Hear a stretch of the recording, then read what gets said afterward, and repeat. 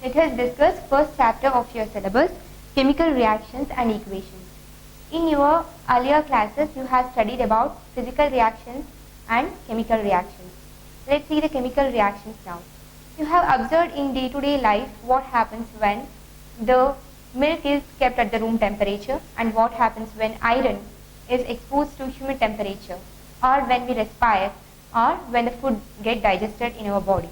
There will be some change in the matter, or there will be a chemical reaction takes place. Let's see what is a chemical reaction. Anything which makes the chemical change. Suppose the milk has turned into a curd. So there is a chemical reaction. So we tell that if there is a chemical change, then the chemical reaction has occurred. Now let's take an experiment. Take the magnesium ribbon of 2 cm long and then hold it using the tongs, and take the burner or a spirit lamp. Then burn that magnesium ribbon. You can observe that the magnesium burns with the white hot flame and it will turn into the magnesium oxide. Collect it in a watch glass. So the magnesium, the ribbon, which has turned into the white powder, is called the magnesium oxide. We can write the chemical reaction as magnesium plus, it reacted with the oxygen, so we'll write plus oxygen. It has turned into magnesium oxide. This is a chemical reaction. Here, instead of representing the chemical reaction like this, we can write it in a form where it is easier to understand. We can use chemical equations or the formulas. We know the chemical equation for magnesium, which is, or the formula for magnesium is Mg, and for oxygen is O2, which gives magnesium oxide. This is called a skeletal chemical equation. Why it is called a skeletal chemical equation is, here we can see, here we have one atom of magnesium in the reactant side, and at the product side we have one magnesium atom. Here we have two atoms of oxygen, but here we have one atom of oxygen. Here we can say that the chemical reaction is not balanced. It is an unbalanced chemical equation. And then how do you represent a chemical equation? This is how you represent a chemical equation, where you write the formulae of each and every element and the product. The LHS side is called the reactant and the RHS side are called the product. Here you are doing an experiment, suppose, then you take the reactants and you will get a product. And you will write the reactants. If you are using 2 or more reactants, you write it with a plus symbol and it gives product. So you will write an arrow mark, and then here is your product. If you have 2 or more product, then you can write it with using plus symbol. Suppose if your reactant leads, let's take an example of zinc plus sulfuric acid leads to zinc sulfate plus it releases hydrogen gas. In the product side, we can write a plus as well. So this is a chemical equation. Here we can see that this chemical equation is balanced because we have count the number of atoms on both the LHS and RHS side. Here we have one atom of zinc and here also one. Here 2 atoms of hydrogen and here also 2 atoms of hydrogen. Here 1 sulfur and here also 1, and 4 oxygen and 4 oxygen. This is a balanced chemical equation. In your earlier classes, you have studied the laws of conservation of energy, which says the energy can neither be created nor be destroyed. It can be transformed from one form to another form. It happens with the matter as well. Matter can neither be created nor be destroyed. If you have an atom, it will never destroy. It may change it into another compound, like magnesium and oxygen became magnesium oxide, which is another compound. But the atoms will never die. It can change from one form to another form. Or here if you have how to balance the chemical equation is, suppose we have magnesium and oxygen here, magnesium oxide. So we have to write 2 here. Now we have 2 magnesium and 2 oxygen. But here I have 1 magnesium atom. Here you write 2. This is a balanced chemical equation. This is a simple one, we can balance it. Let's see how to balance a chemical equation more briefly. Balancing a chemical equation. In magnetite, which element has maximum number of atoms? Oxygen. First take oxygen. Now what you do is, here in the reactant side, try to balance the oxygen first. This iron plus, if you multiply 4 to oxygen, if you take 4 atoms of oxygen, that this will be balanced. So multiply 4. Note that you should not write like this, H2O 4. This is wrong. You have to multiply 4. That's why we have taken this in box. That is, water gives Fe3O4 plus H2. Now this is balanced. Now here if we see, we have multiplied to the whole compound, water. Multiplied 4 to the whole compound. So now the hydrogen is not balanced now. 4 into 2 is 8. Here we have 2 and here we have 8. Multiply 4 to hydrogen.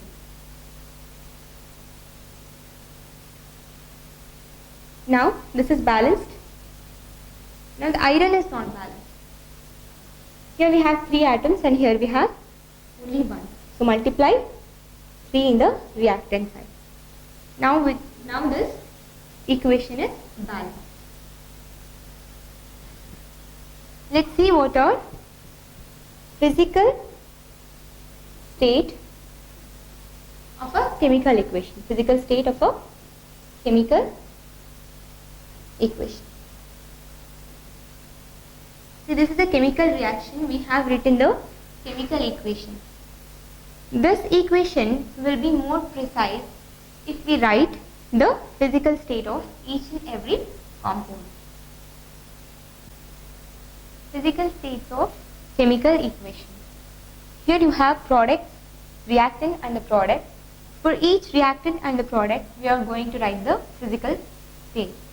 There are 4 physical states. One is gaseous, which is represented using G. Other is solid, which is represented using S. Next is liquid, which is represented using L. And the 4th one is gaseous.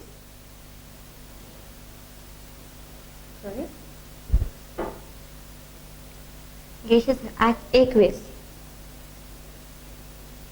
which is represented using AQ. Aqueous is one whose product or reactant is in the solution form. That is aqueous. Here, let's write the physical states of this equation. We have iron, which is in the solid form. The water is used in the form of steam. So it is gaseous form. And the magnetite obtained is in the solid form, and the hydrogen is the gas, which is G. This is this is a balanced chemical equation with the physical states of reactants and the products. This is the complete correct way of representing a chemical equation.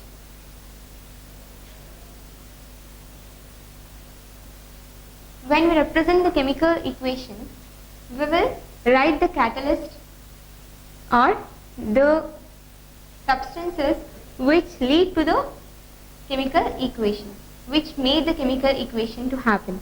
That is how you write. Suppose you have the photosynthesis reaction.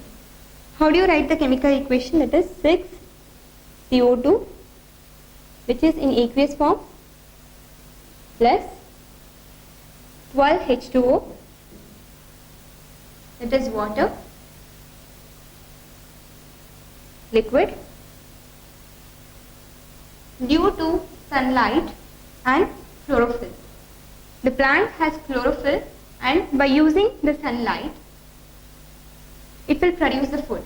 The plants will produce the food. So, because of sunlight, write sunlight here, and chlorophyll,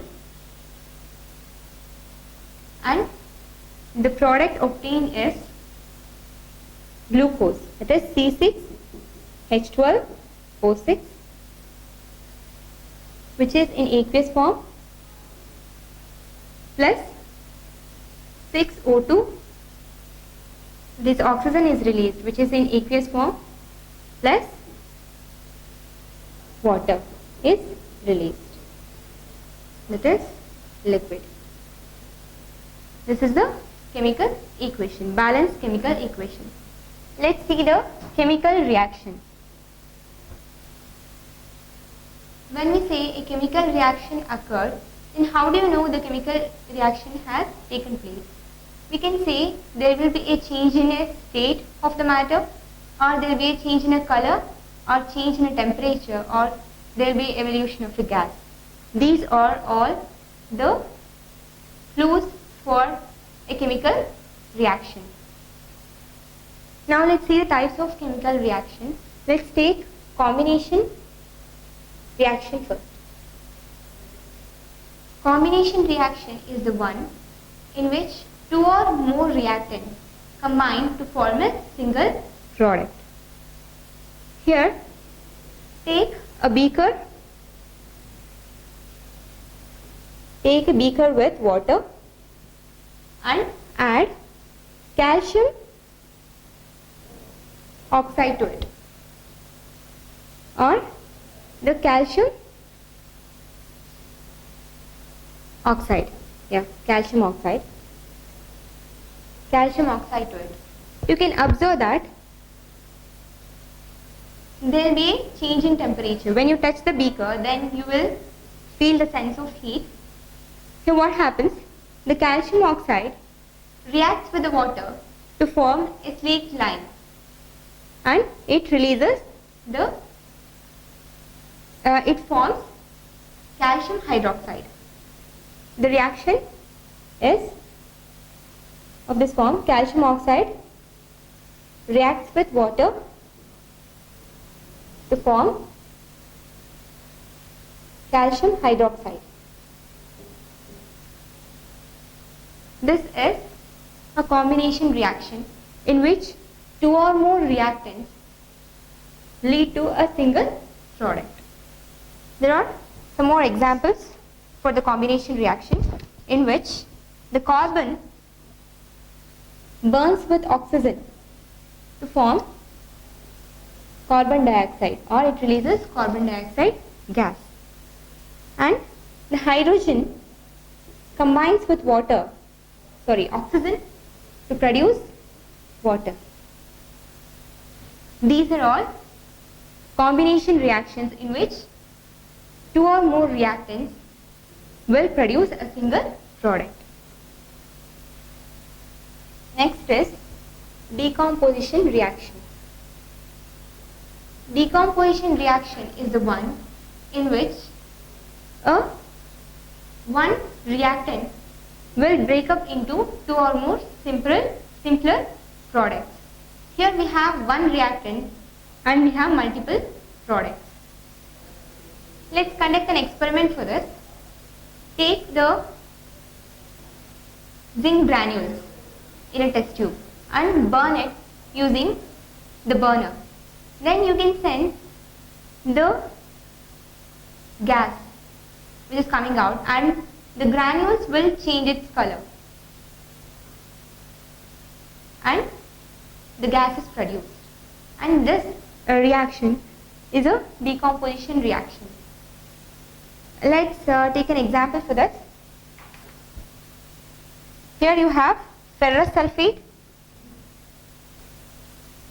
ferrous sulfate, when heated, will produce ferric oxide and releases sulfur dioxide and sulfur trioxide gas. So here we have one reactant and two or more products. This is an example for decomposition reaction. Let's see displacement reaction now. Next is displacement reaction. Consider an experiment. Consider two test tube A and test tube B. In that, take 10 ml of copper sulfate solution in both the test tube A and test tube B. Now take 3 iron nails. Keep one iron nail aside for the observation and tie the other 2 iron nails with a thread and then immerse it into the copper sulfate solution. Then place the test tube for observation for 20 minutes. After 20 minutes, take out the nails and observe the nails and the copper sulfate solution. You can observe that the copper sulfate solution has turned into blue color and the nail which is immersed into copper sulfate solution has turned into a brownish color. Why is, if you see the iron nail before the one which is kept in the observation and the one which is dipped into the copper sulfate solution, there is difference in color. Why is, there is a displacement reaction has happened. Copper has displaced iron in copper sulfate solution. Copper sulfate reacts with iron to form ferrous sulfate plus copper. Here is copper has displaced iron or iron has displaced copper. Iron has displaced copper in copper sulfate solution to become ferrous sulfate solution. This is called displacement reaction. Next is double displacement reaction. Consider sodium sulfate and barium chloride. Take barium chloride in a test tube, 2 ml of barium chloride in one test tube and 2 ml of that sodium sulfate in another test tube. Then mix the two mixtures, that is two solutions, mix it, that is barium chloride and sodium sulfate.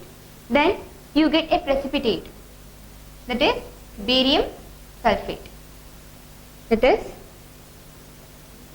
sodium sulfate reacts with barium chloride to form sodium chloride and barium sulfate. Barium sulfate plus sodium chloride.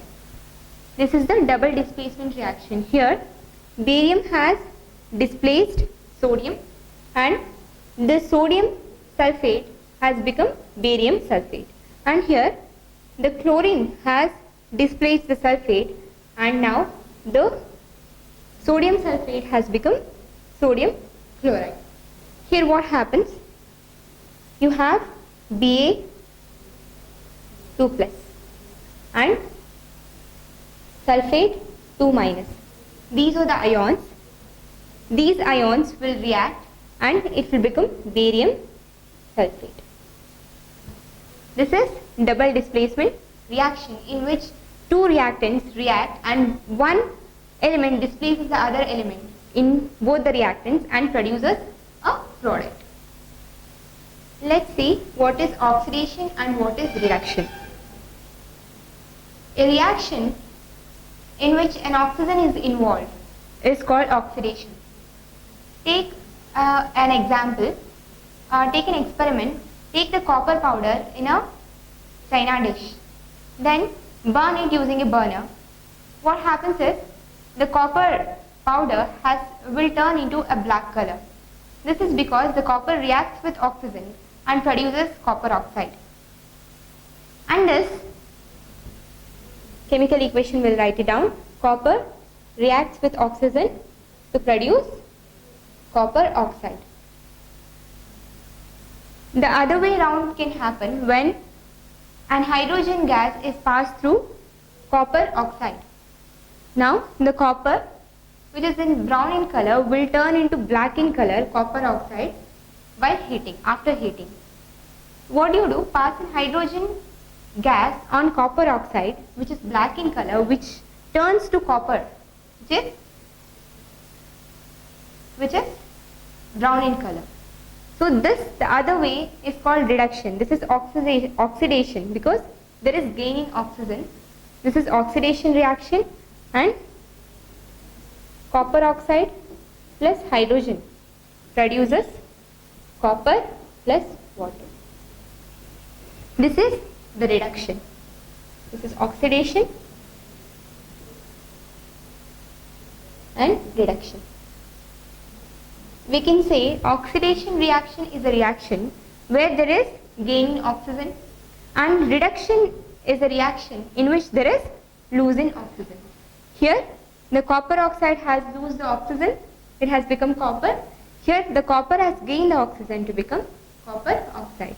This is of oxidation and reduction. See, here we can observe that in this equation we have both oxidation and reduction reactions. Here copper